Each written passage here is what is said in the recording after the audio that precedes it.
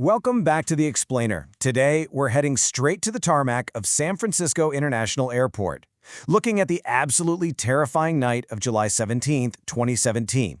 Now, on the surface, the weather was clear. It looked like a perfectly routine evening. But what was about to unfold was a sequence of events so dangerous it almost entirely rewrote aviation history.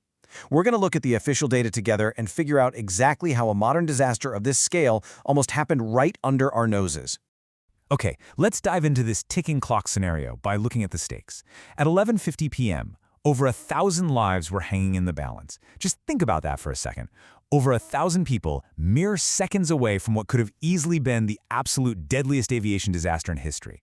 The sheer scale of what was at risk here is exactly what makes the details we're about to unpack so chilling. Part 1. A catastrophe narrowly avoided. Air Canada Flight 759's descent. Flight 759, carrying 140 passengers, was coming in for what seemed like a completely routine landing. But instead of aiming for an empty runway, this plane was hurtling directly toward 4 other passenger jets just waiting on taxiway C. Look at this lineup: United Flight 1, Philippine Airlines 115, United Flight 863, plus another United passenger jet.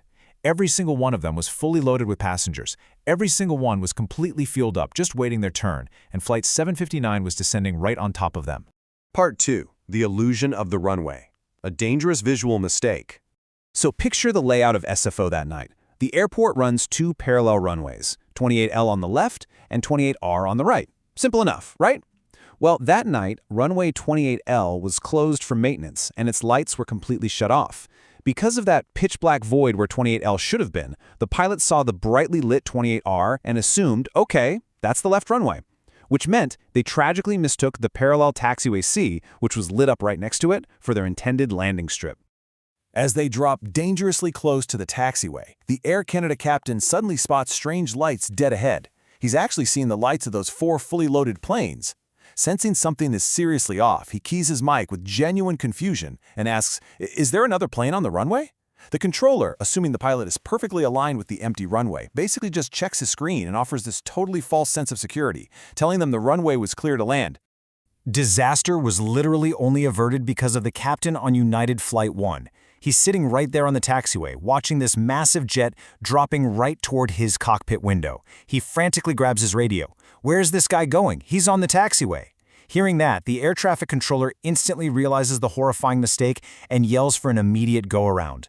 They pulled up mere meters above those waiting jets. I mean, the CCTV footage of this is absolutely heart-stopping. Part 3. A chain of human errors. The Swiss cheese model of disaster. So how does a highly trained crew make a mistake like this? In aviation, they talk about the Swiss cheese model, where multiple layers of defense all have to fail at the exact same time. The first hole in that cheese happened before the flight even took off. The pilots were given a NOTAM, a Notice to Air Missions. These are dense, text-heavy alerts, but they failed to properly read it, leaving them totally unaware that runway 28L was closed. Their mental map of the airport was completely wrong before they even started their descent. The second failure was the tech. Modern jets are equipped with an ILS, an instrument landing system, which provides incredibly precise guidance. Even on a clear night, pilots usually run it as a backup. But that night, the pilots relied purely on their eyes and neglected to engage the ILS at all. It's crazy to think about, really. If they had just flipped that system on, it would have immediately screamed at them that their navigation was drastically misaligned. And this brings us to hole number 3, which is a deeply relatable human element. The Air Canada captain had been awake for 19 grueling hours. 19 hours, bouncing across different time zones. We all know how brain-fogged you get after a long day, right? Well, that severe fatigue heavily clouded his judgment and severely slowed his reaction time. The final hole in our Swiss cheese was down on the ground. Normally, an ATC tower has at least 2 controllers, one for the air, one for the ground. But that night, one single, completely overwhelmed controller was running the whole show entirely alone. Because his attention was split across so many demanding duties, he simply didn't notice the Air Canada plane drifting way off the center line on his radar until that United pilot shouted over the radio. Part 4. The NTSB investigation findings, uncovering the truth and demanding change. Let's track how this all unfolded in the official timeline. Strangely enough, records actually note an NTSB review launching on July 9th, right before the near-miss incident even occurred on the 17th. Ultimately, it took investigators over a year of deep diving into these systems to piece together the exact puzzle, culminating with the final NTSB report dropping on September 25, 2018. And that NTSB report absolutely confirmed our breakdown. It took this incredibly precise alignment and ignored NOTAM closure warning, manual ILS guidance left off, severe 19-hour pilot fatigue, and a solo, overwhelmed ATC controller, all happening at the exact same time to almost cause an unprecedented tragedy. Literally, if just one of those steps had been caught, the danger is neutralized.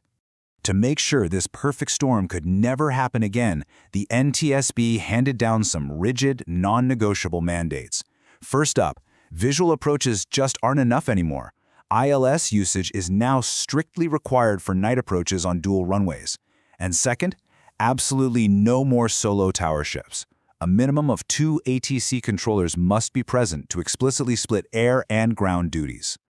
Part 5. Is air travel still safe? Looking at modern aviation risks. But here is the ultimate reality check. Did the industry actually learn its lesson? Disturbingly, the data says the threat hasn't vanished. Just in the year 2023, the FAA has had to investigate multiple super alarming runway incursions. This includes a massive near miss at JFK in New York where 2 planes nearly collided. It just goes to show that despite all the tech upgrades, communication and situational awareness are still very real, very dangerous challenges out on the tarmac today. Now, flying absolutely remains the statistically safest way to travel globally, by a wide margin. But this explainer really leaves us with a critical question to chew on. Is air travel still safe today? Or are systemic fatigue and communication errors putting us at risk? Are airlines actually prioritizing pilot rest? Or are we just holding our breath, waiting for those Swiss cheese holes to line up all over again? It's definitely a sobering thought to let linger the next time you buckle up for a nighttime descent. Thanks for exploring this with me, and we'll see you on the next one.